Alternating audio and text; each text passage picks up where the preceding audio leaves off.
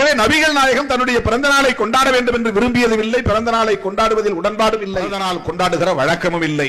ஆனாலும் இன்றைக்கு நாம் இத்தகைய நிகழ்ச்சிகளை நடத்துவதற்கு, இந்த கருத்துக்களை சொல்வதற்காகத்தான், பிறந்த நாள் கொண்டாடுவதில் உடன்பாடில்லை என்கிற கருத்தை சொல்லுவதற்குத்தான் மீலாது நபி. தனிநபர் கொண்டாட்டங்கள் தேவையில்லை என்று சொல்லுவதற்காகத்தான் மீலாது நபி. ஆடம்பரம் ஆர்ப்பாட்டம் தேவையில்லை என்று சொல்லுவதற்காகத்தான் மீலாது நபி. பெரிய பெரிய டிஜிட்டல் பேனர்கள் வைக்க வேண்டும் என்கிற தேவையில்லை என்று உலகுக்கு உணர்த்துவதற்காகத்தான் மீலாது நபி. அப்படித்தான் நான் பார்க்கிறேன்.